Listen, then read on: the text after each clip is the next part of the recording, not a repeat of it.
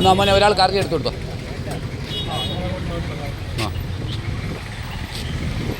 എല്ലാവർക്കും ഓരോന്ന് കൊടുത്താൽ മതി, ബാക്കിയുണ്ട് കൊടുക്കാം.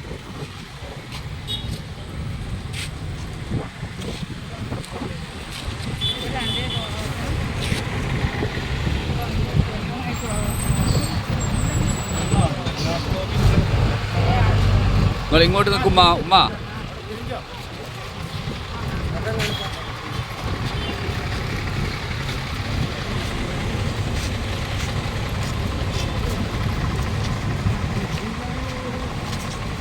നിങ്ങളെല്ലാവരെയും ഞാനിതാ ഈ അന്നദാനത്തിലേക്ക് ക്ഷണിക്കുകയാണേ.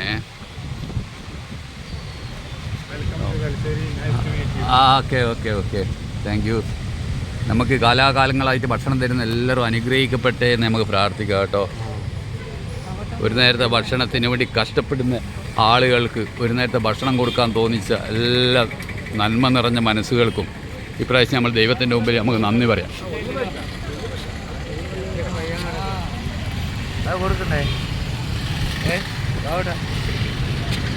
ബാക്കിയുണ്ട് തരാമോനെ, എല്ലാവർക്കും ഓരോന്ന് കൊടുക്കട്ടെ. ഒരാൾക്ക് 2 കൊടുത്താൽ അങ്ങനെ. ഉമ്മ നിങ്ങൾക്ക് കിട്ടിയില്ല ഉമ്മ? ഒന്ന് തരാം, ബാക്കിയുണ്ട് തരാം കേട്ടോ. എല്ലാവർക്കും ഓരോന്ന് കൊടുക്കട്ടെ. ബാക്കി ഇല്ലെങ്കിലും എല്ലാം തരൂ. നിങ്ങൾ തൽക്കാലം ഓരോന്ന് എല്ലാവർക്കും കൊടുക്കട്ടെ. ഇത് കാണുന്ന എല്ലാവരെയും ഞാനിതാ ഈ അന്നാഹാര വിതരണത്തിലേക്ക്, സൗജന്യ അന്നാഹാര വിതരണത്തിലേക്ക് ക്ഷണിക്കുകയാണ്. 100 പേർക്ക് ഭക്ഷണം കൊടുക്കാൻ 2500 റുപ്യ വേണ്ടത്. ദിവസം ഒരു 150 അധികം ആളുകൾക്ക് നമ്മൾ കൊടുത്തുകൊണ്ടിരിക്കുകയാണ്. പുണ്യങ്ങളിൽ വെച്ച് ഏറ്റവും വലിയ പുണ്യമാണ് യഥാർത്ഥ വിശപ്പരിക്ക് അനുഭവിക്കുന്ന ആളുകൾക്ക് ഒരു നേരത്തെ വിശപ്പിനുള്ള സമാധാനം കണ്ടെത്തുക എന്നുള്ളത്.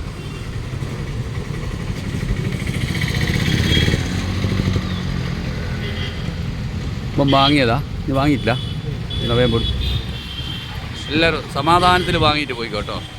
കാലങ്ങൾ അത്രയും നമ്മളെ സഹായിച്ച എല്ലാവരെയും നമുക്ക് നന്ദിയോടെ ഓർക്കാം. ഇവരെല്ലാ മേഖലയും ദൈവം സമൃദ്ധമായിട്ട് അനുഗ്രഹിക്കട്ടെ. ഈ തെരുവിലൊറ്റപ്പെട്ടു പോയ ആരോരുമില്ലാത്ത പാവങ്ങൾക്ക് ഒരു നേരത്തെ ഭക്ഷണം കൊടുക്കാൻ തോന്നിച്ച എല്ലാ നന്മ നിറഞ്ഞ ഹൃദയങ്ങളെയും ദൈവം സമൃദ്ധമായിട്ട് അനുഗ്രഹിക്കട്ടെ. ഇത് കാണുന്ന എല്ലാവരെയും ഞാൻ ഈ പുണ്യകർമ്മത്തിലേക്ക് ക്ഷണിക്കുകയാണ്. ഒരു ചോറിന് കുടുംബശ്രീ ഹോട്ടൽ 25 രൂപയാണ് വില. 150ഓളം പേർക്ക് ചോറ് കൊടുക്കുന്നു. 100 ആൾക്ക് ചോറ് കൊടുക്കാൻ 2500 റുപ്യ വേണ്ടത്.